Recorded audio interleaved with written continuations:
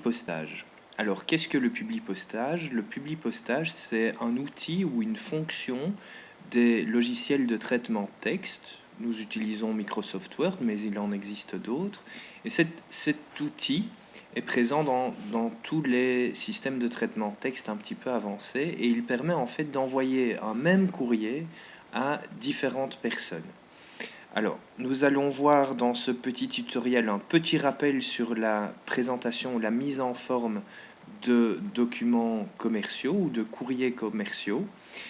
Nous verrons ensuite comment fusionner le courrier avec une base de données et puis comment utiliser cette base de données pour produire les différents courriers identiques mais adressés à des personnes différentes. Alors, tout d'abord, voici un travail reçu. Donc il s'agit du courrier en néerlandais, retranscrit par l'un de vos camarades. Et ce courrier, en fait, a été retranscrit à partir d'un modèle que vous aviez reçu par email.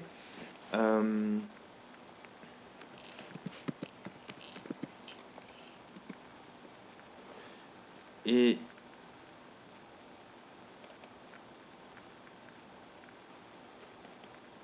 voici le modèle de courrier que vous aviez reçu.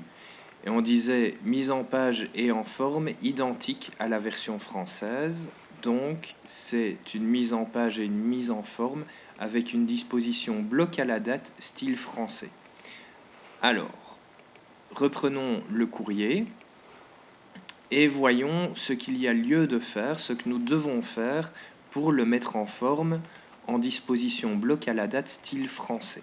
Alors, pour cela, vous avez reçu une procédure qui rappelle d'abord quelques règles de disposition communes à toutes les mises en page de documents, que ce soit bloc à la marge, bloc à la date style américain, bloc à la date style français ou normalisé. Tous les courriers doivent avoir des marges à gauche, à droite, en haut et en bas de 2,5 cm. C'est bien le cas dans notre courrier ici. On voit là qu'on a 2,5 cm ici aussi, au-dessus aussi. Si on ne le voit pas très bien avec la règle, il suffit de double-cliquer sur la règle et vous voyez que les marges en haut, à gauche, en bas et à droite sont à chaque fois de 2,5 cm. Donc ça, c'est très bien. Ensuite, la deuxième règle commune à tous les courriers, c'est d'avoir un interligne et un espace entre les paragraphes ou un espacement entre les paragraphes de 0 point. Donc l'interligne doit être simple et l'espacement doit être de 0 point. Pour cela, je reprends mon courrier et je sélectionne tout. Voilà. Une fois que j'ai tout sélectionné, je viens dans l'outil interligne et je choisis simple. C'était bien fait. Ensuite, je vais dans options d'interligne et je choisis espacement avant, espacement après, 0 point, 0 point. C'est très bien fait. La règle suivante, c'est d'avoir un alignement justifié pour le corps du texte. Alors cet alignement, le corps du texte, qu'est-ce que c'est? C'est le texte du courrier. Donc c'est en gros, c'est ceci. Et ceci doit être justifié. Pour justifier l'alignement, je viens ici dans la partie paragraphe et je choisis non pas un alignement de texte à gauche, mais un alignement de texte justifié. Ce qui fait que Microsoft Word va étendre les mots de chaque ligne pour qu'ils touchent la marge de gauche aussi bien que la marge de droite. Voilà. On voit qu'il ne rajoute pas des espaces, mais qu'il agrandit en fait les espaces entre les mots. Voilà. Alors, ma dernière règle commune, c'est que tout courrier doit présenter la commune où il a été rédigé et la date, par exemple Bruxelles le 8 novembre 2015, l'adresse et les coordonnées de l'expéditeur, l'adresse et si possible les coordonnées du destinataire, un objet qui résume la raison de l'envoi.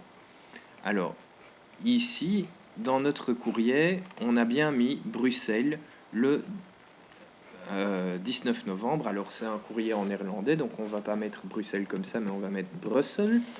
Et on va noter 19 November 2015.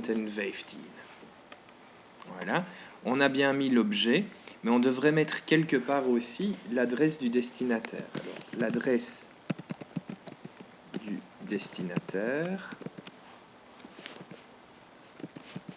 ça va être rue plus numéro. Okay. Et sur une deuxième ligne d'adresse, on va pouvoir noter adresse du destinataire, code postal CP plus ville. Voilà, on peut fermer la parenthèse. Et alors, si on met l'adresse du destinataire, on doit aussi mettre son nom, donc nom du destinataire. Voilà. L'adresse et le nom de l'expéditeur sont repris ici, en pied de page. Alors, pour accéder au pied de page, on double-clique dans le bas de la page. Du coup, on prend la main sur le contenu du pied de page et on ne sait plus toucher au corps de texte pour le moment. Alors, pour pouvoir aligner différentes colonnes comme ceci, je vous conseille d'utiliser l'outil insertion, tableau. Dans ce cas-ci, comme on travaille sur 2 colonnes, c'est de choisir d'insérer un tableau. Alors, il faut que je désélectionne, voilà. D'insérer un tableau de 1 ligne et 2 colonnes. Voilà, ici ça a été fait correctement. La première colonne a été alignée à gauche, la deuxième colonne a été alignée à droite. Le tout est présenté dans une police un petit peu plus petite. Un petit peu plus petite que le reste du courrier. Voilà, par exemple en 10. Comme ceci. Et en bleu parce que pour le courrier Shoebox, on travaille avec les Samaritains et donc le reste des informations du papier en tête aussi en bleu foncé. Voilà. Maintenant, avons-nous passé le bon nombre de lignes pour un courrier en disposition bloc à la date style français? Alors, si on travaille avec un papier en tête, ce qui est le cas ici, on devrait avoir la ville et le mois sur la première ligne. OK.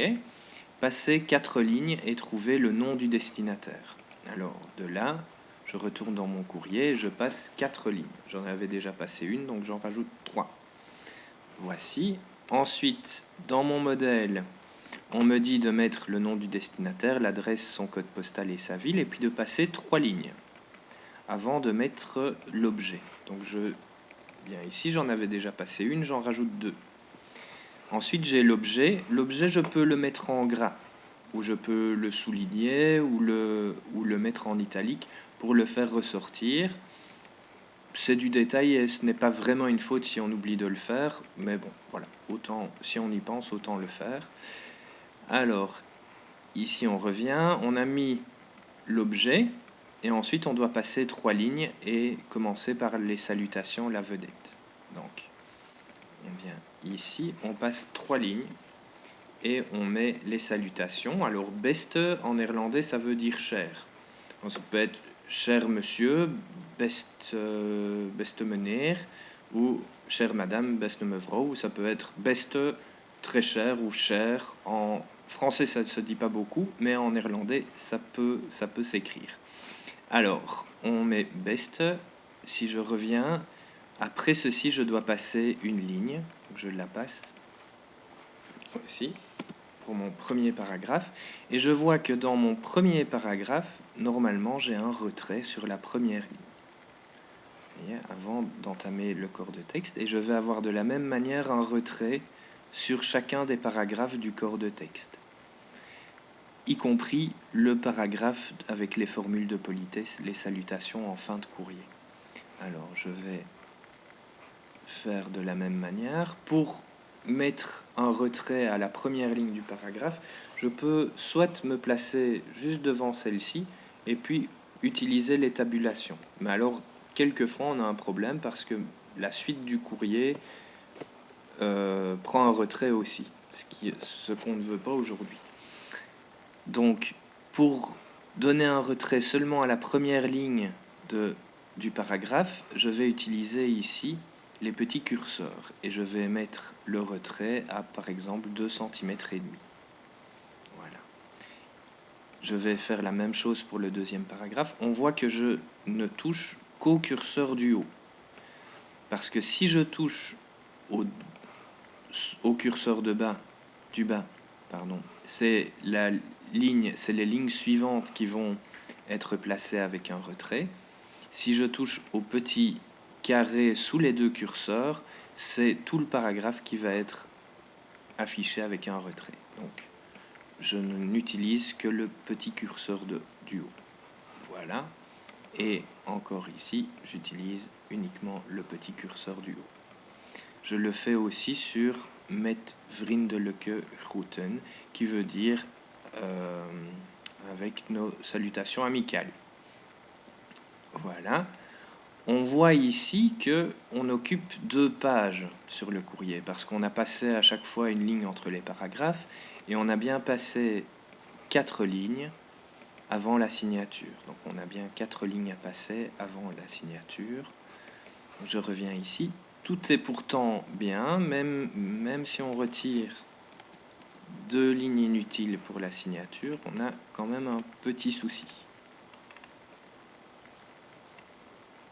Alors, pour régler ce problème, on va tout sélectionner et on va choisir une taille de police un peu plus petite. 10 c'est très petit, mais 11 devrait fonctionner. On peut essayer avec 12 aussi, peut-être que ça suffira. Voilà, avec 12 ça suffit. On est dans le bon. Je retire les petites marques et je constate seulement que j'ai oublié d'aligner l'adresse du destinataire sur la date, puisqu'on est dans un format, dans une disposition en bloc à la date, style français. Comme on est en bloc à la date, on va aligner ceci sur la date. Et on va faire la même chose avec la deuxième signature. S'il n'y avait qu'une seule signature, on l'alignerait là aussi. D'accord ? Donc voici mon courrier bien mis en forme. Maintenant, il nous reste à voir comment l'utiliser pour un publipostage. Alors, pour l'utiliser pour un publipostage, je vais faire publipostage, sans surprise. Je rappelle que vous avez reçu un guide d'utilisateur expliquant le fonctionnement de l'outil publipostage dans Word. Je l'ouvre ici. On peut se baser sur cet outil, sur ce guide d'utilisateur pour réaliser le travail. Alors, ce travail commence par la création du document dans le logiciel de traitement texte. Le document est créé. Ensuite, nous devons préparer la base de données dans un logiciel tableur, autrement dit dans Excel. Donc, nous allons reprendre la base de données qui était à utiliser.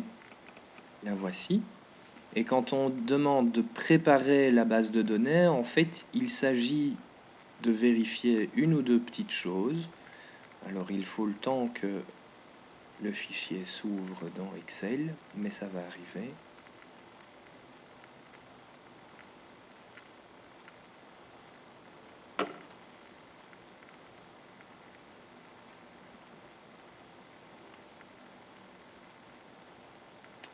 Dans un instant.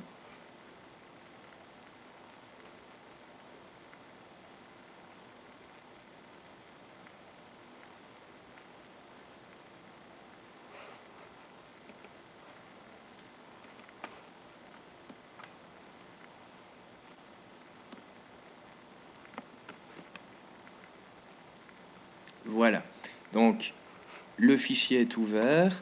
Nous avons dans ce fichier 2 bases de données, une pour les dépôts francophones, une autre pour les dépôts néerlandophones. Ce que nous devons vérifier dans ce fichier, c'est que le titre des colonnes soit bien présenté sur la première ligne de la base de données.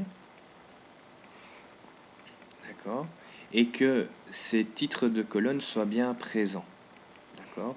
Donc ici, même si la ligne 1 est un peu plus haute, voilà, on a bien les titres de colonnes de notre base de données qui sont présentés sur la ligne 1 du document. Voilà. Et la même chose ici. Alors, mon document, ma base de données est prête. Je peux enregistrer les modifications. Et alors, je peux ensuite reprendre. publie postage. Donc je vais aller dans publie postage. Hop. Et puis je vais cliquer sur démarrer la fusion et le publie postage. Et je vais choisir assistant fusion et publie postage pas à pas. Alors je retourne dans mon document. Je vais dans publie postage, démarrer la fusion et le publie postage, assistant fusion et publie postage pas à pas. Alors, ici, je vais commencer par choisir le type de document. On me propose de faire un publie postage sur une lettre. C'est bien ce que je veux faire ici. Donc je vais choisir lettre et faire suivant. Ensuite, on me propose de sélectionner ou de produire le document de base. Je vais utiliser le document actuel puisque je l'ai bien rédigé ou votre camarade l'a bien rédigé et que je viens de bien le disposer. Donc je peux faire suivant. Ensuite je vais utiliser une liste existante. Donc c'est ici en fait qu'on va aller choisir la base de données. Je vais faire parcourir. Et je vais aller rechercher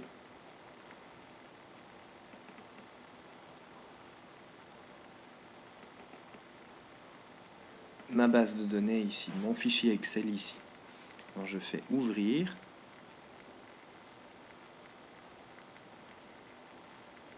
Voilà. Et Word me présente 4 possibilités. En fait, il y a les 2 feuilles du classeur Excel, du fichier Excel. Et en fait, il y a les 2 print areas, c'est-à-dire les zones d'impression que j'avais définies sur ma base de données. Ce qui m'intéresse ici, c'est les bases de données et pas les zones d'impression. Et pour ce courrier en néerlandais, je choisis avant tout le dépôt NL. Je peux faire OK. Et je vois ici apparaître en fait les titres de mes colonnes en en-tête et le contenu de ma base de données en données. C'est très bien. Je peux ici choisir de décocher les destinataires auxquels je ne voudrais pas envoyer le courrier. Mais comme a priori je veux l'envoyer à tous, sauf la dernière ligne, vous voyez ici qu'une ligne a été ajoutée mais qu'elle est vide. D'accord, c'est la ligne des totaux. Donc celle-là, je peux la décocher. Et je peux faire OK.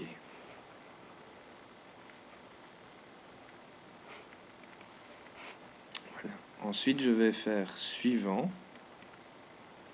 Et je vais choisir, donc j'ai écrit ma lettre, je vais choisir d'ajouter à ma lettre des informations concernant le destinataire. Donc je dois cliquer sur une zone de la lettre, puis cliquer sur un des éléments ci-dessous. Je vais cliquer ici pour insérer l'adresse de mon destinataire. Voilà. Je fais fermer. Je peux effacer ceci. Je vais aller placer mon curseur à nom du destinataire. Je vais cliquer sur autre élément et je vais choisir d'insérer le nom du destinataire. Je peux aussi insérer maintenant le stade, donc la ville en fait. Mais je sais que je n'en aurai pas besoin ici. Donc je le sélectionne, mais plutôt là, je clique et je déplace. Alors je peux effacer ceci, je n'en ai plus besoin. Je peux également effacer ceci. Je n'en ai plus besoin non plus. Donc voilà l'étape 4 de mon courrier réalisé. Je peux faire suivant et je vois que j'ai le nom du destinataire 9 qui apparaît, son adresse et sa commune. Et je peux me déplacer comme ça au travers des 9 destinataires pour lesquels j'ai écrit ce courrier.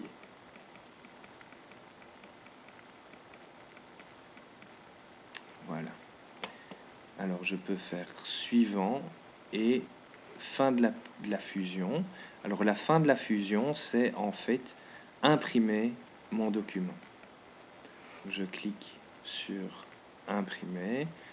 J'ai le choix entre imprimer toutes les pages, donc en fait les 9 propositions que j'ai ici, ou alors d'imprimer seulement la page que j'ai sous les yeux, c'est-à-dire la 9e ici, ou alors imprimer une série de documents entre 1 et 9. Donc je peux dire de 1 à 9, ça va faire le même résultat que si je mettais tous. Je peux mettre de 9 à 9 et ça fera la même chose que l'enregistrement en cours. Si je vais choisir de les imprimer tous, je fais OK. Et je vais choisir pour l'exemple PDF Creator. Et je fais OK. Alors il va falloir un peu de temps à mon ordinateur pour produire les 9 pages du document. En principe, il ne devrait en produire que 9. Voilà, il les imprime.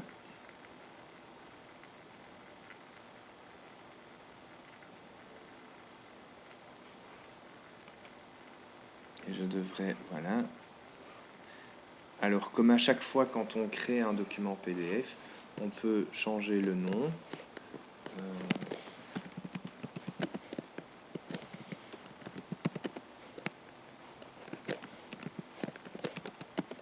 Et donner un nom clair, reconnaissable et facile à retrouver. Donc, si je l'appelle courrier affiche shoebox NL pour le néerlandais, je vais avoir très facile de le retrouver sur mon disque dur. Même si je ne sais plus où je l'ai enregistré, je peux le retrouver avec l'outil recherche. Mais enregistrons-le d'abord. Je vais le mettre dans mes cours 30 à 32 et je vais faire enregistrer. C'est une fois que j'aurai enregistré ce PDF que je vais pouvoir le regarder et vérifier que tout a bien été correctement réalisé. Voilà, alors j'ai eu peur, mais la première page me semble tout à fait correcte. La deuxième page aussi, on voit que la première page est adressée au CAOE Mosaïque. La deuxième page est adressée à Aquaterma. La troisième page au CAOE Vilvoorde. La quatrième page à Moeders voor Moeders à Anvers. La cinquième page au CAOE Utwell Saint-Suys, etc. On voit ici que je n'ai pas de page blanche dans mon impression. Donc ça, c'est le bon résultat. Il est possible que, on le voit ici, tac, certaines lignes d'adresse soient plus longues que d'autres, parce que le Resto du Cœur de Ostende, par exemple, a aussi un nom d'association, Lichtbake VZW, donc c'est Lichtbake ASBL. Donc il prend une ligne de plus ici, et il est possible que si vous ayez passé des lignes après les signatures, quand